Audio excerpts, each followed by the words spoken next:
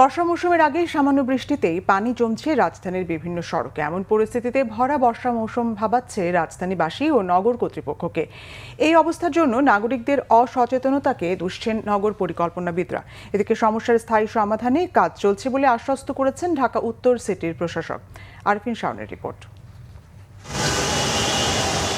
কয়েক ঘন্টার বৃষ্টিতে পানি নিচে তলিয়ে যাচ্ছে রাজধানীর বিভিন্ন সড়ক।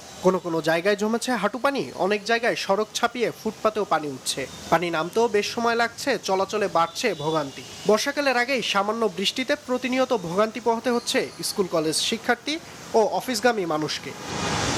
ঢাকার অলিগলির অবস্থা আরও করুন। টানা বৃষ্টিতে এক প্রকার ঘরবন্দি হয়ে পড়ে মানুষ। বৃষ্টির পরপরই পরিচ্ছন্ন কর্মীরা কাজ শুরু করলেও তা ঠিকমতো শেষ করা যাচ্ছে না। এদিকে জলাবদ্ধতা নিরসনে বিভিন্ন উদ্যোগের কথা জানিয়েছেন ঢাকা উত্তর সিটির প্রশাসক শফিকুল ইসলাম খান মিল্টন।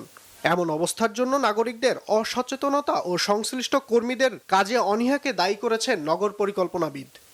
রাস্তার পাশে যেই জালিগুলো থাকে দেখবেন সেখানে প্লাস্টিক, বিভিন্ন কাপড় চোপড় গিয়ে ওখানে গিয়ে জ্যাম হয়ে থাকে, আটকিয়ে যায়।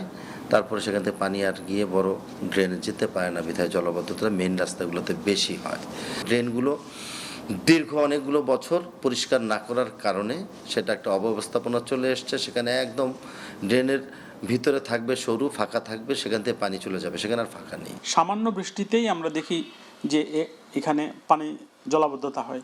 এগুলো মূলত হচ্ছে ড্রেনগুলো অপরিষ্কার রাখার জন্য। তো সেই জায়গাটাই সিটি কর্পোরেশনের যে ওয়ার্ড কাউন্সিলর আছে, ওয়ার্ড কাউন্সিলর অফিস আছে, পরিচ্ছন্নতা কর্মী আছে, তাদের নিয়মিতভাবে এই পরিষ্কার পরিচ্ছন্নতাটা করা। আর আরেকটি খুব গুরুত্বপূর্ণ অংশ, সেটি হচ্ছে জনগণের দায়বদ্ধতা। আমরা নাগরিক হিসাবে আমরা আসলে সুনাগরিক না। আমরা আমাদের সমস্ত ধরনের কঠিন বর্জ্য, দোকানের বর্জ্য, বাজারের বর্জ্য সব কিছু আমরা নালাতেই ফেলি, নর্দমাতে ফেলি, ফলে ওই জায়গাগুলোতে পানি আটকে যায়। স্থায়ী সমাধানের বিকল্প নেই বলে মনে করছেন তারা। ড্রেনেজ স্টাডিগুলোকে পরিপূর্ণভাবে বাস্তবায়ন করা, এটা হচ্ছে 1 নম্বর। 2 নম্বর হচ্ছে যে ড্রেনেজ স্টাডির এই বিপরীতে যে প্রস্তাবগুলো দেওয়া আছে, খালগুলোকে উদ্ধার করা, খালের সীমানা চিহ্নিত করা এবং খালের দুই পাশে ওয়াকওয়ে তৈরি করা, যাতে টেকসইভাবে খালগুলো উদ্ধার হয়ে যায়। মাননীয় প্রধানমন্ত্রী খাল খনন করছেন, এটার মূল কারণ হলো এই খাল দিয়ে প্রবাহিত হবে সকল পানি নিষ্কাশনের জায়গা। এই যে বৃষ্টির পানিগুলো খালে গিয়ে নেমে যেতে পারবে, এই যে উদ্যোগ, এই উদ্যোগটা আমরা যদি সকলে মিলে পালন করে তাকে সহযোগিতা করি, ইনশাল্লাহ জলাবদ্ধতা হবেই না। প্রতি বছর বৃষ্টির আগে তোড়জোড় চললেও বছর ঘুরে দেখা যায় একই অবস্থা। সময় গেলেও রাজধানীর জলাবদ্ধতার চিত্র একই থাকে। এ সমস্যার সমাধান আসলেই কি হবে, এমন প্রশ্ন নগরবাসীর।